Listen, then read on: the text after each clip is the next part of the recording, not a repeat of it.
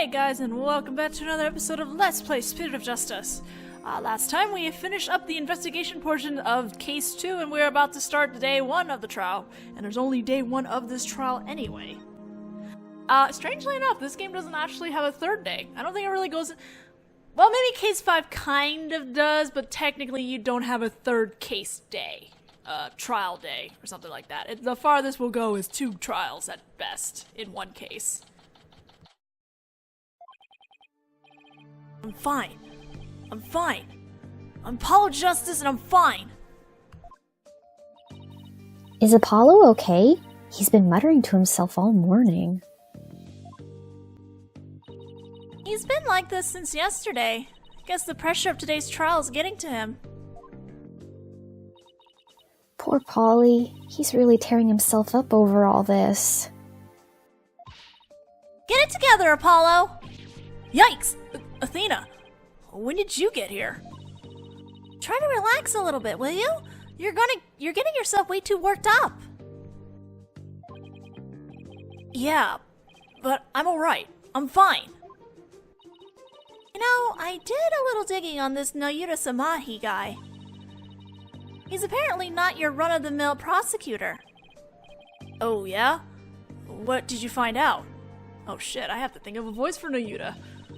Well, they say he wields an incredible power to accurately read a trial's karma and its ultimate fate. What is that supposed to mean?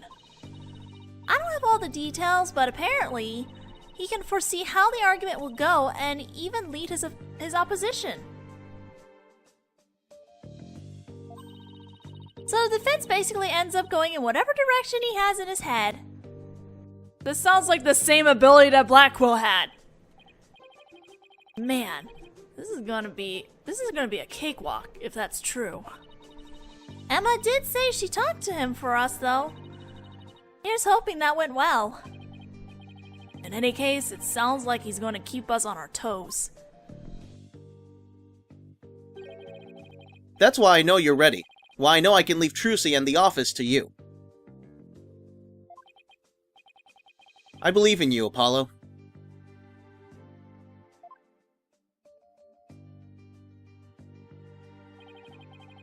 Mr. Wright is putting his faith in me. I can't let him down now. Maybe you can, considering all the shit he pulled on you. I'm fine. I'm fine. I'm fine. There he goes again. It's almost like he's chanting a prayer. Fine. I'm fine. I'm Apollo Justice and I'm fine. Apollo. If you say so, Apollo. The trial will start momentarily. Is the defense ready? Yes! We're fine! We're totally okay. This is gonna be fine. Trucy's fate and the fate of the agency rests on this trial. This is it, Justice. If ever there was a time to shine, it is now. It's now. Excuse me.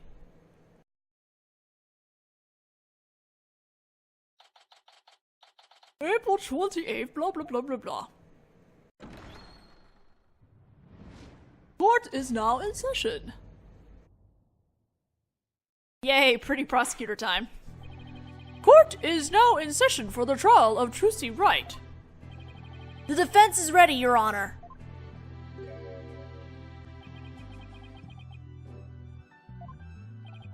And the prosecution?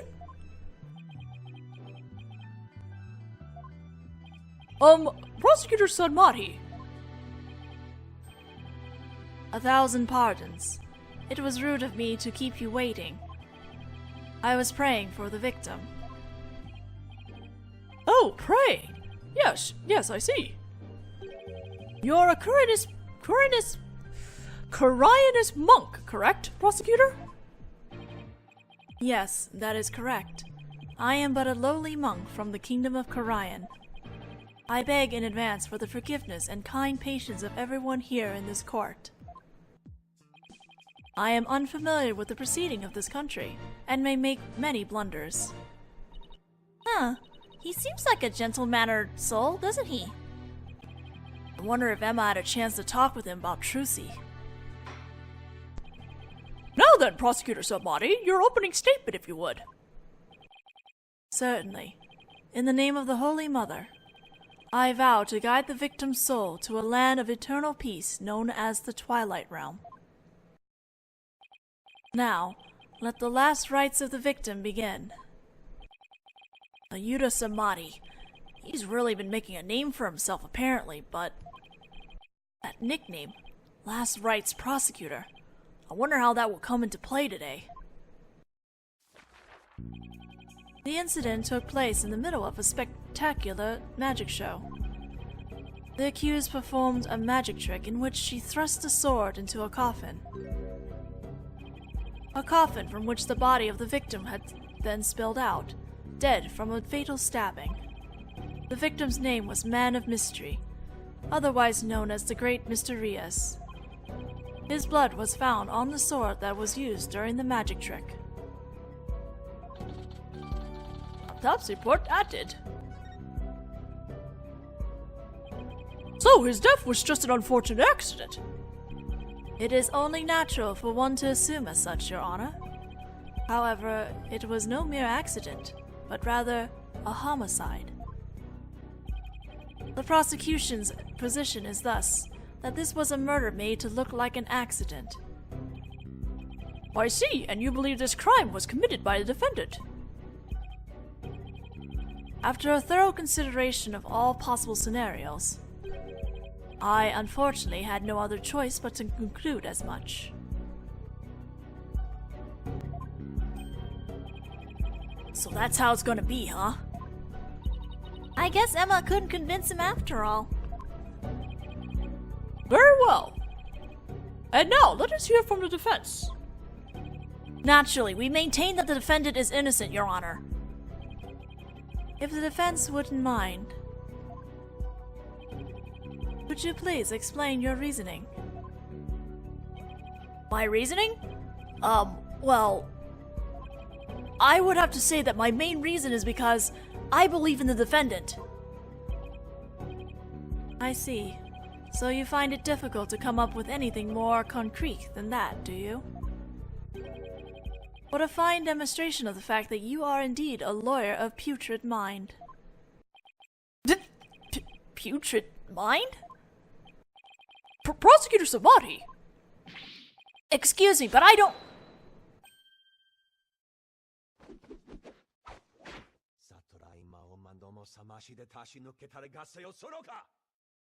Okay. If you don't mind my asking, Prosecutor, what was that you were just chanting? A sutra of the Holy Mother that guides those of tainted soul toward enlightenment. It is a Luminous incantation to awaken the foolish from their fruitless slumber. Fitting for a lawyer who indulges in such fancy as the innocence of the accused. I see. So basically you're asking the defense to get real. Allow me these few words, defense. It is my duty as a monk to punish sinners, and to guide victims' souls to the Twilight Realm. Should you show repentance and admit to the accused's guilt now, no harm will come to you. But should you interfere with my sacred last rites for the victim,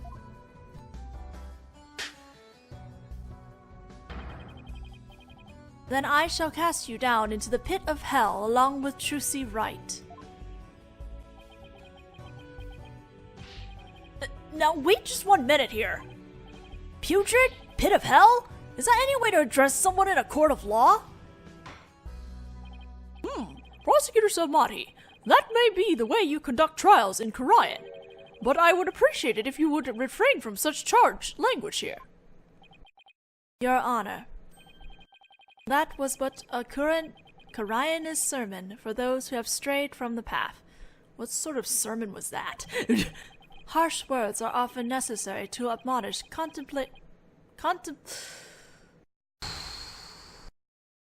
You're just gonna drive me nuts with his vocabulary, isn't he? Where was I?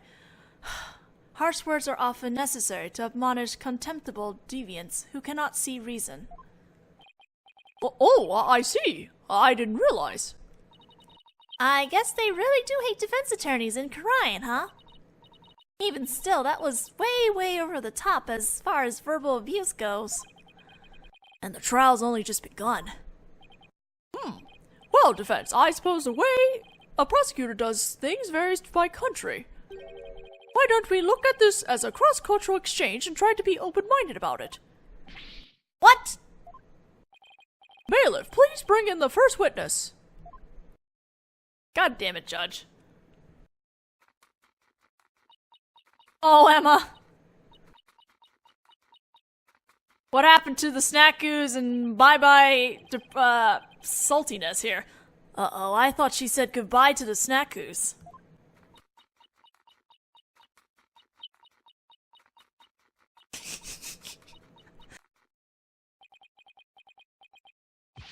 Detective Skye, the courtroom is no place for gorging yourself. What's wrong with having a little snack? Girls gotta eat, right? She, seems a little stressed out. Detective Skye, your testimony, please. Yeah, about that. I just want to state for the record that I believe Trucy Wright is innocent. I'm sorry? Detective Skye, this path you seek to follow is misguided. Giving the wrongdoer false hope will only deepen her despair in the end. But let it go and move on. Acts which goes against your duty will earn you divine punishment from the Holy Mother. Okay, look. She doesn't believe in your religion, so she shouldn't be punished for something that only Korean people believe in, right? Religion. Fine. I don't know about the divine part, but I get the punishment bit loud and clear. Dude, just talk about her salary. I guess Emma got assigned tons of paperwork or something for sticking up for Trucy. She and Prosecutor Bonny don't seem to get along very well, do they? Shall we continue? The prosecution contends that the accused had a clear motive. The evidence, if you would, Detective Skye. All right. Please take a look at this poster. It's a Troop Grammari poster from 13 years ago. Is it just me, or is it a little different from the one in Miss Wright's dressing room? This is a revised version of that poster. This one says cancelled under Mr. Rias.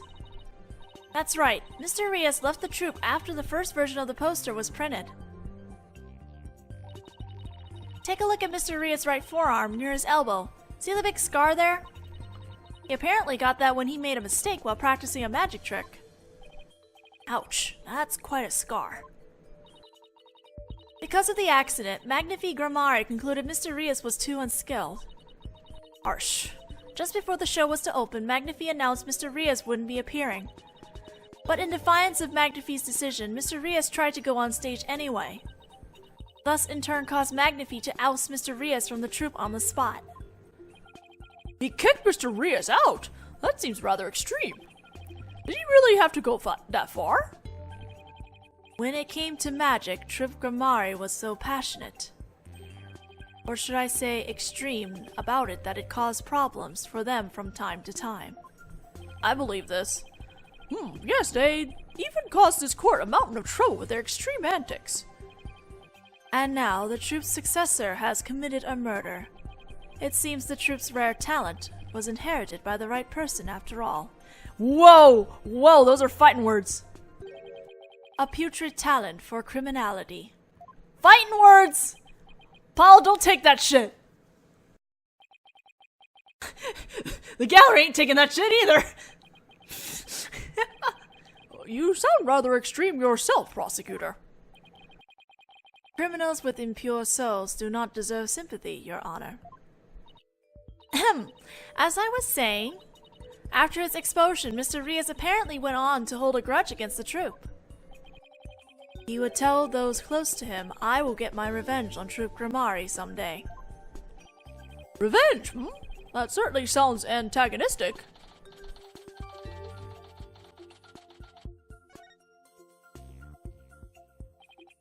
And then his chance for revenge finally came. If you would be so kind, Detective Skye.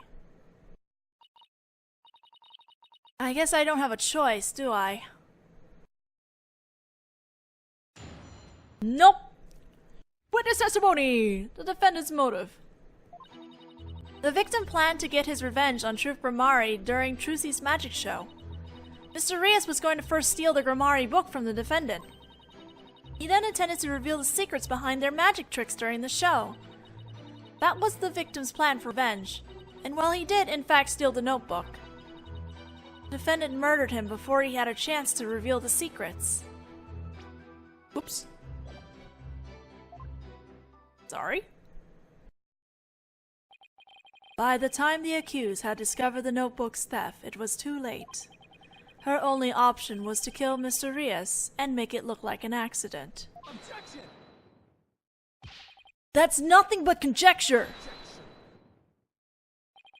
The victim's assistant, Bonny Famme, gave the police a statement. She testified that just before the start of the show, Mr. Rias said, "I'm going to reveal all of Truth Grammari's secrets on stage today." What? Huh. Well, that isn't exactly a great starting point for a rebuttal, is it? You're telling me. Allow me to give you one piece of advice, defense. Oh, and what's that?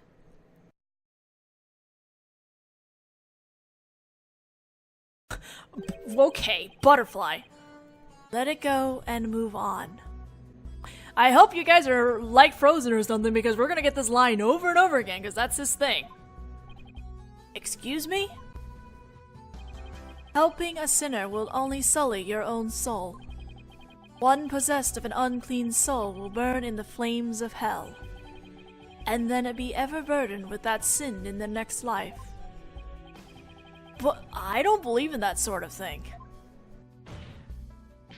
Besides, I have no intention of giving up.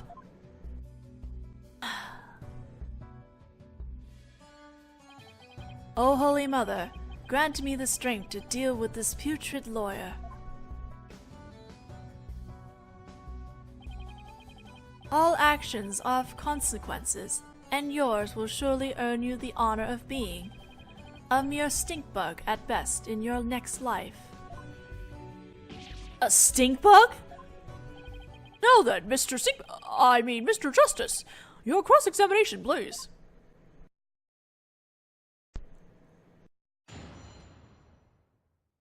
Get him back, Apollo. You ain't gonna take this shit. Pressing everything now. Revenge after all this time? It's been 13 years already. Why now? I know, right? I thought that was pretty sketchy myself. I mean, wouldn't he have done it a long time ago if he was gonna do it? After all. Oh. Detective Skye. Self-indulgent outbursts such as those will earn you divine punishment in the form of a salary evaluation.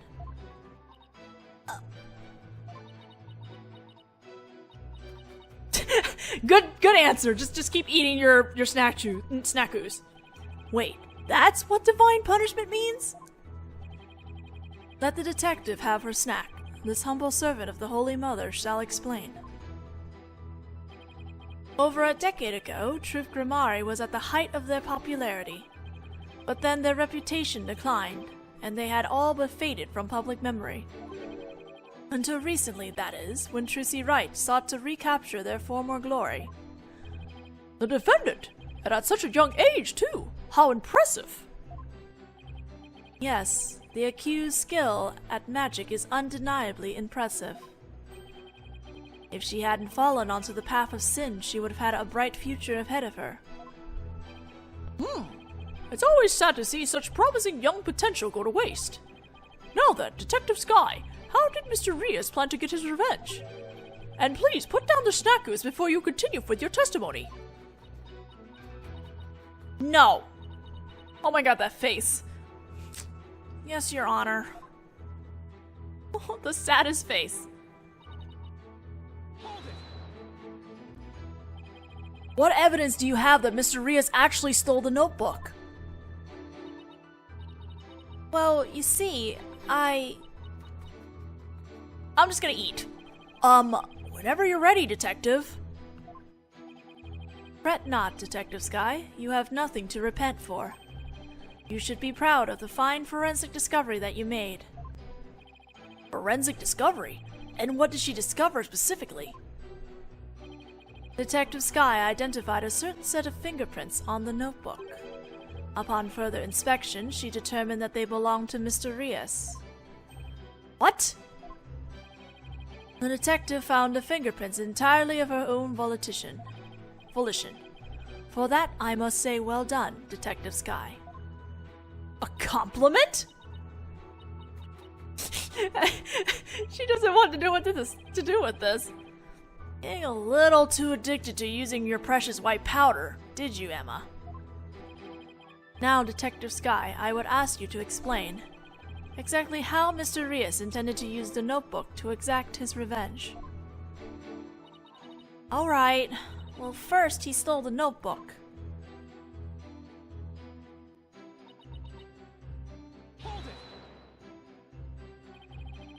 I'm going to reveal all of Truth Grimari's secret on stage today. That's what Mr. Rios himself said, right? Right, but he didn't exactly specify which Grimari secrets he was talking about. But the prosecution thinks he was referring to the secrets behind Truth Grimari's magic? Yes, that is the prosecution's assertion. When the accused realized that Mr. Rios was to reveal her family's most closely guarded secrets, she naturally panicked. So basically, Trucy's notebook was hiding in Mr. Rios' things because he had stolen it himself? I see! Truly a motive that only a magician could have! Yes, that's what the prosecution believes anyway.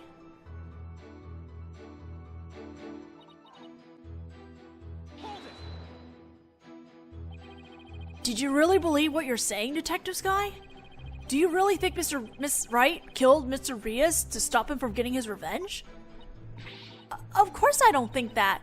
The Trucy we know would have... Keep your private considerations separate from your public duty.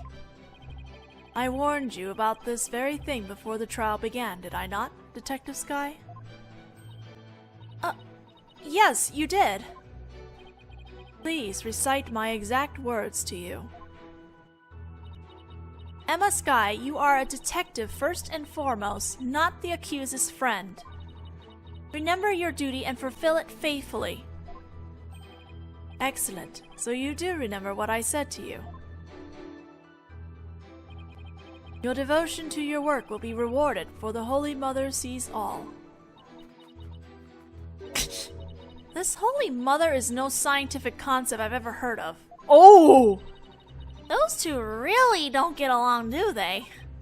Well, science and religion go together about as well as oil and water.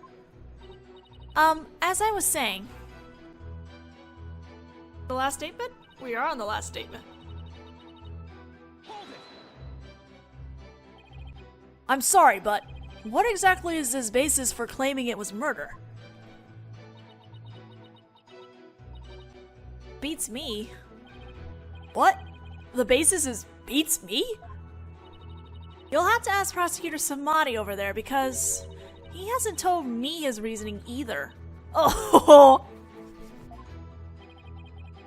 Detective Skye, your feeding of information to the defense has not gone unnoticed by my eyes. Oh! The bad karma of acts which go against your duty will impinge upon you in your next life. But even before that, it may impinge upon your job in the form of a transfer. Please, don't get me kicked out of the forensics until any unit, anything but that. Poor Emma. She's really been risking everything for us. Well, Prosecutor Samadhi, what are your grounds for claiming homicide? It was the Luminous tape in the understage passage. I realized that it had been moved so that Mr. Rios would climb up into the downstage coffin by mistake. What? Mr. Rias, who was waiting in the understage passage, was supposed to have used upstage ladders shown here on the left. You know, that tape could have been moved after the incident by somebody. He was to climb up into the coffin that had been set up in the backstage area, after being turned into a stuffed dragon during Act 1. Mr. Rias was supposed to come back to life and emerge from that coffin. But the luminous tape had been moved to mark the downstage ladder. So the victim climbed up into the coffin on the stage itself by mistake. The very same coffin the accused thrust her sword into. And you have proof that it was my client who moved the tape? But of course, Detective Skye.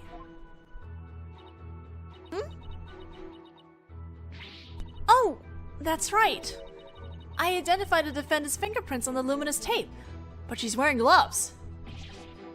You what? He actually had proof?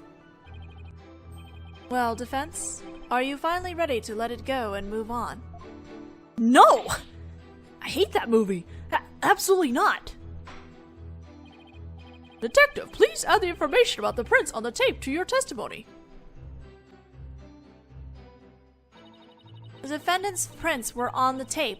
I guess she must have moved it during the show. What made you think to check the luminous tape for prints? Well, I bet it was Detective's intuition. I dusted not just the tape, but just about everywhere for fingerprints. Oh. I dusted pretty much every single surface in the theater. I mean, it was so nice to be able to dust for prints without anybody getting mad at me. It's great that you're enthusiastic, Emma, but there is such a thing as too enthusiastic. The tape was moved to guide Mr. Rias into the coffin that was downstage? If that's true, it does sound like a murder rather than an accident. Oh my god, I keep pushing the wrong button. It's because I'm not looking at my 3DS. It certainly doesn't help that Trucy's prints are on the tape. I wish I knew what sound would even be appropriate to make in this situation. Alright, we're going to that new statement that she added, and we're going to present the fingerprints because, pretty sure that's not possible. Fingerprints, where are they? Objection! I'm sorry, Detective Skye, but there's a flaw in your testimony. Oh, really?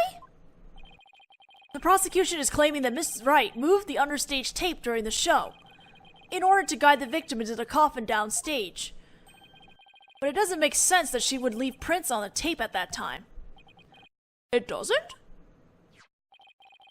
Please consider the fingerprinting results of the main coffin, which shows that not one of my client's fingerprints was found on it, or found on or in it. That's true. We didn't find any of her prints on that coffin.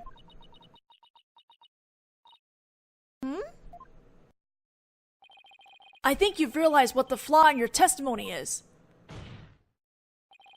Claiming Ms. Wright left prints on the tape during the show is inconsistent with the facts.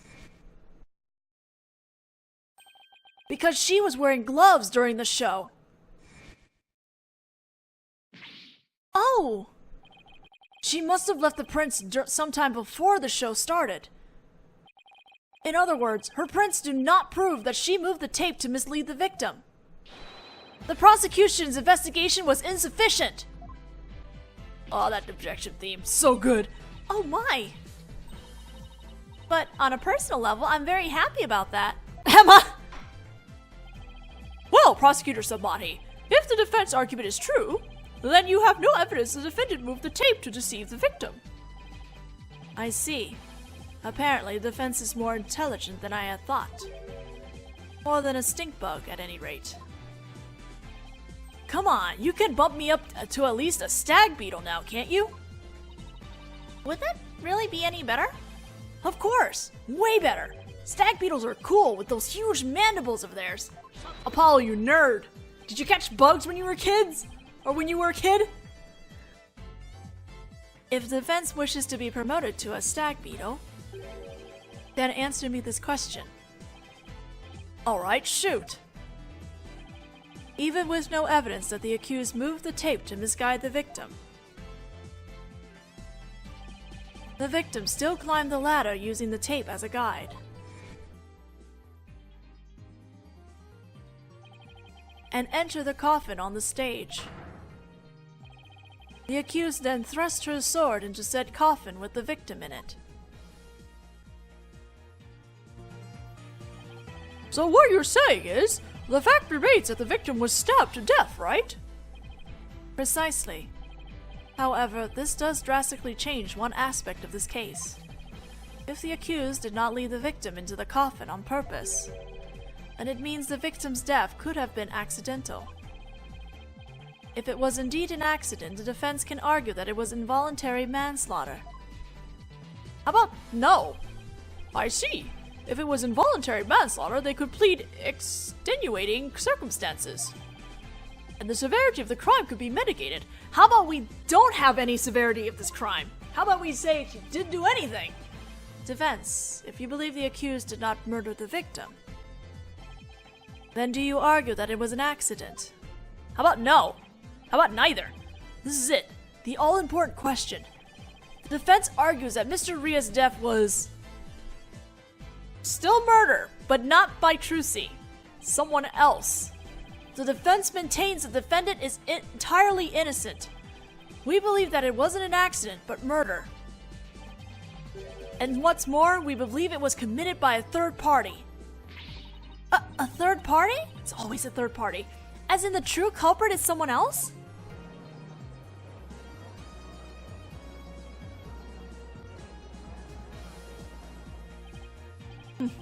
That is quite a brazen claim to make, and one wholly without grounds. Your voice is as loud as your suit, and your mind echoes just as loudly in emptiness.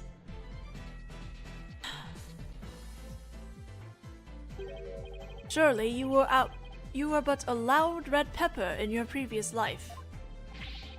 I've been demoted to a vegetable? Wow, I didn't know a person could be reincarnated as a non-sentient plant. In any case, I do have grounds to make this claim. Let us hear this reasoning of yours, then. Alright, but before I give it, there is one question that we need to address.